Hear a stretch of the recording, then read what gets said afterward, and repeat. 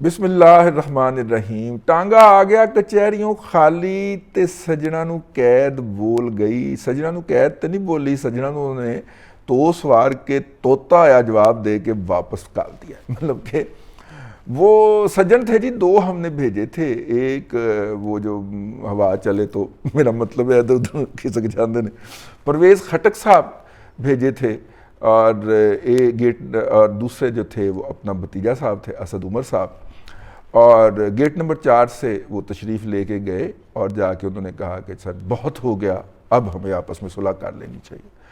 تو صاحب نے بھی بٹھایا اور فوری طور پہ بریک کا آرڈر کیا ہے۔ ہاں سمجھ گئے نا جی، بریک اس طرح کے مواقع کے اوپر منگائی جاتی ہے۔ ہم بھی جب اگر بلوائے جائیں اور اپنی گاڑی پہ جائیں، ان کے ڈالے پہ نہ جائیں، تو پھر جاتے ہی بریک کا آرڈر ہوتا ہے۔ ایک بریک لے بھی رضی صاحب آئے نا، ٹھیک، تو بریک کا آرڈر جو ہے وہ ہوا، 2 بریکیں آئیں جی، اور ان بریک کے اندر جو تھا وہ انہوں نے کہا کہ سر بڑا ہو گیا، اب ہماری آپ کی صلح ہو جانی چاہیے۔ اور اس کے اوپر اگلی پارٹی تپ گئی، انہوں نے کہا کہ آپ نے صلح کی گنجائش نہیں چھوڑی، اور آپ جس طرح کی باتیں کر رہے ہیں اور جس طرح کی باتیں کرنے کی دھمکیاں لگا رہے ہیں، وہ اس کے بعد تو ہمارا یہ کہنا بنتا ہے کہ آپ اس ملک کے لیے سیکیورٹی رسک قرار پا چکے ہوئے ہیں۔ تو اس لیے تو اب انہوں نے اپنے سارے دروازے بند کر لیے ہیں، تو اس لیے گنجائش نشتہ، ٹھیک ہے، اب گنجائش نشتہ، یہ انہوں نے طوطا ہویا جواب دے کے، ظاہر ہے اگر سامنے بیٹھے ہوئے بھی کا ڈومیسائل بھی کے پی کے کا ہو تو وہ جو ہے وہ یہ والا فکرہ جو ہے یہ پرویز خٹک کو تو سنا ہی سکتا ہے نا۔ تو ہو سکتا ہے سروس کے دوران کہیں اسد عمر کے ابا کی بھی اپوائنٹمنٹ کہیں پشاور رہی ہو تو بچوں کو پھر پشتو تو آ ہی جاتی۔ تو بہرحال انہوں نے کہا جی اب گنجائش نشتہ، تو گنجائش نشتہ کا وہ سن کے آئے تو مہاتما جو ہیں وہ کافی زیادہ افسردہ ہوئے۔ آپ نے دیکھا ان کی آج کل جو باڈی لینگویج ہے وہ بہت ڈپریس ہے۔ کچھ لوگوں کا خیال یہ ہے کہ چونکہ رانا ثناء اللہ جو ہے وہ بھی ایک بہت بڑا انفلوئنسر ہے، وہ سوشل میڈیا انفلوئنسر نہیں ہے، رانا ثناء اللہ جو ہے وہ اللہ کی قسم سوشل میڈیا انفلوئنسر نہیں ہے، ٹھیک ہے، وہ فزیکل انفلوئنسر ہے، ٹھیک ہے۔ تو وہ جو ہے اپنا اللہ آپ کا بھلا کرے، تو وہ چونکہ نظریں لگا کے بیٹھا ہوا ہے بنی گالہ کے ارد گرد، اس نے سیکیورٹی کے نام کے اوپر فورس لگائی ہوئی ہے، اور دوسرے کے دن کہہ دیتا ہے کہ اینا نہیں پھاڑ لینا جناب نو گڈی چ اتار کے، تو وہ مہاتما جو ہے نا وہ پھر کانپنا شروع ہو جاتا ہے۔ بہادر تو بہت ہے نا، بھتیجا ہوتا ہے نا، بھتیجا ہے نا جنرل امیر عبداللہ خان نیازی کا، تو بہادر تو ہے نا، پھر پورا بہادر، تو وہ پھر اس نے کانپنا شروع ہو جانا ہوتا ہے۔ تو چوتھے کے دن رانا جو ہے نا وہ چھیڑنے کے لیے بیان دے دیتا ہے، اے جو ہم نے سیکیورٹی دی ہے نا انہوں کو، اسی سیکیورٹی سے پکڑ لینا ہے اس کو۔ تو خیر یہ بات سن کے آئے، وہ ڈپریس ہوئے، 1-2 جلسوں میں ان کی اپیرنس ٹھیک نہیں تھی، ان کے فکرے پراپر نہیں تھے، اور اس کے بعد جو تھا انہوں نے پھر جو تھا وہ پرانا ہتھیار نکال لیا۔ اب وہ شیر آیا اتنا زیادہ کہہ دیا ہے کہ اب وہ اپنا امپیکٹ کھو بیٹھا ہے۔ ان کے جو ایڈوائزر ہیں، تینوں یہودی کمپنیاں جو کہ برطانیہ میں اور ایک اور ملک کے اندر انسٹالڈ ہیں، وہ جو ان کے لیے نریٹو تشکیل کرتی ہیں اور سوشل میڈیا کی گیمکری تراشتی ہیں، ان کمپنیوں کو باقاعدہ فکر لاحق ہو گئی کہ اب اس کے لیے کیا بیانیہ گھڑیں۔ یہ بھی دور آنا تھا کہ عمران خان کے لیے نئے بیانیہ کے لیے کوئی موضوع نہیں مل رہا، اور ہمیں ویلاگ کرنے کے لیے کوئی موضوع نہیں مل رہا۔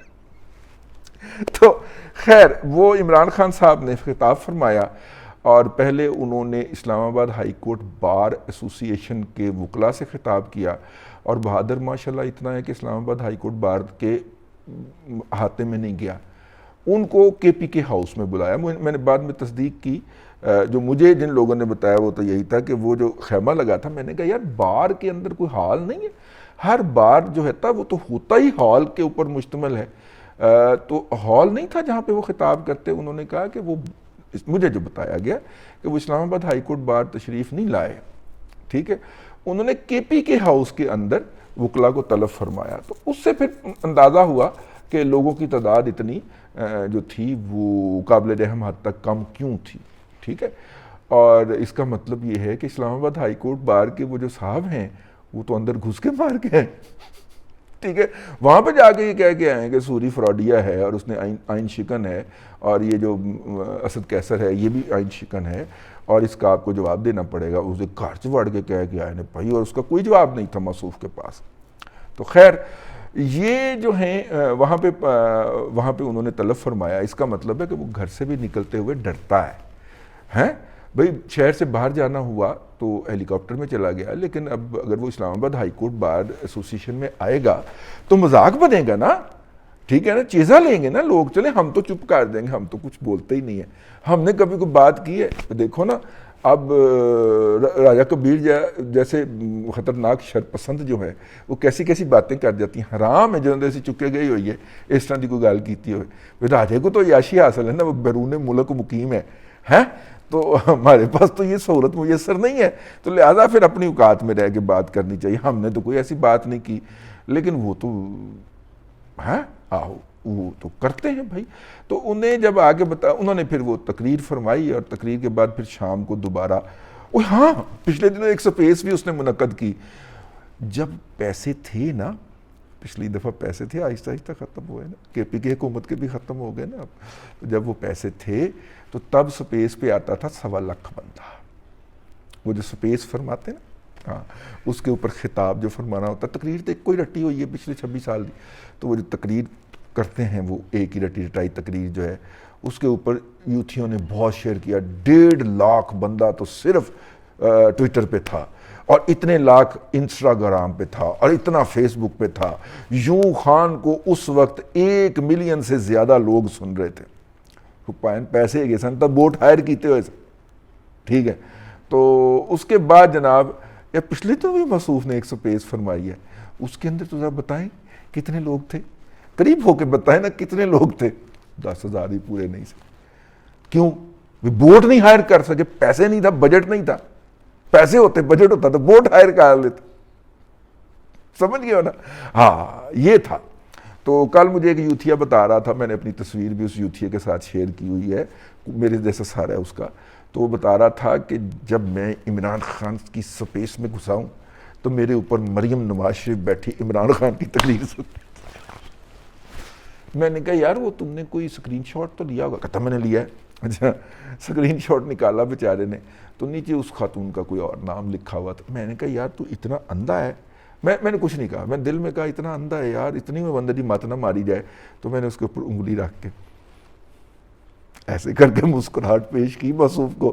اس کے بعد وہ گدھے کے سینگوں کی طرح غائب ہو گئے، دوبارہ نظر نہیں آئے اس محفل کے اندر. تو خیر انہوں نے فرمایا ہے، یار گل پھر وچ رہ جاتی، انہوں نے فرمایا ہے کہ جو انہوں نے ہائی کورٹ ایک سبق پڑھا ہوا تھا اس دن انہوں نے، کہ آپ لوگ باہر نکلیں، فرنٹ سے لیڈ کریں، اور سیسا پلائی ہوئی دیوار بن جائیں، یعنی کہ میری انسانی ڈھال بن جائیں. یہ انہوں نے اسلام آباد ہائی کورٹ کے جرنلسٹ اپنا وکلا کو بھی یہی فرمایا. اور اس کے بعد پھر انہوں نے رات کو سپیس کے اندر کہا کہ جی 9 بجے رات کو، دن کے تو راہی نہیں ہے، دن میں تو نہیں نکلتے، دن میں ویسے بھی جو ہے وہ اپنا روشنی پڑتی ہے جی آنکھوں کے اندر. میری خواہش ہوتی ہے کہ میں نیچرل لائٹ کے اندر نا ولاگ کروں، اور اسی لیے یہ لائٹ اوپر نیچے ہو جاتی ہے. ویسے اگر یہ دروازے بند کر کے بندہ اپنی لائٹیں جلا کے کرے نا، آج جا رہی ہے ویسے تو اپنی لائٹ کرے تو اس سے اچھا تھوبڑا آتا ہے. لیکن میں نے کہا یار نیچرل چیز تو نیچرل ہوتی ہے، جو اوریجنل پیشکش ہے وہی آپ کی خدمت میں پیش کرتی جائے. تو انہوں نے کہا کہ جناب لوگ جو ہیں اتوار کی رات، ابھی ہم یہ جو ولاگ کر رہے ہیں یہ جمعے کا دن ہے، یعنی کہ پرسوں اتوار کی رات جو ہے وہ گھروں سے باہر نکلیں، اور جناب 9 بجے نکل آئیں، سب کچھ چھوڑ کے دنیا ترک کر کے، اور پہنچ جائیں جو ہم نے ناچ، میرا مطلب ہے کہ کٹ کے جگہ بنا رکھی ہوں.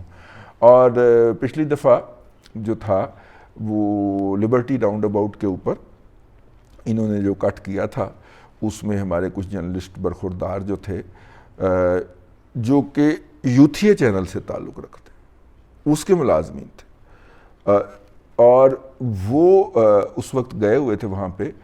تو اے آر وائی کو چھوڑ کے انہوں نے میڈیا کے اوپر حملہ کر دیا. ڈان کی تو ڈی ایس این جی توڑ ہی دی نا انہوں نے، ٹھیک ہے. اور اس کے بعد 92 جو کہ مطلب کہ اے آر وائی کے تھوڑا سا پیچھے کھڑا ہوتا ہے، اس کے سٹاف کو بھی پھینٹا، اتنے اتنے موٹے ڈنڈے تھے، اور اس کے بعد وہ بیچارے روتے پیٹتے اور لے تو ساڈا انٹرویو لے، اسی خان دے اسی جیلے گئے، اسی ہم خان کے یوتھیے گئے. انہوں نے پتہ نہیں ہے کہ یوتھیا انہوں نے تنزیہ طور پہ کہا جاتا ہے، اور یہ باقاعدہ ایک ہیوملیٹنگ ریمارک ہے. خیر، لیکن جب انہوں نے خود یوتھیے کا لفظ اڈاپٹ کر لیا تو پھر ہم نے اس کے ساتھ میں یوتھن بھی ایڈ کر دیا، یوتھیے اور یوتھ نے. ٹھیک ہے، تو وہ پڑ گئے جناب. وہ بیچارے جرنلسٹ جو تھے وہ اپنی ڈی ایس این جیاں بھگا کے لے گئے وہاں سے. ایک ڈی ایس این جی ٹوٹ گئی، باقیوں کے شیشے ٹوٹے، سٹی والوں کے بھی، 24 والوں کے بھی، ٹھیک ہے، ایون 92 والوں کے بھی، لیکن کسی نے ذکر نہیں کیا. کیوں؟ میں نے اس سے پوچھا، ایک بچے برخوردار سے، میں نے کہا تیری کمر پوری رنگی ہوئی ہے، ٹھیک ہے، اور تم نے وہاں پہ کوئی سٹینڈ نہیں لیا؟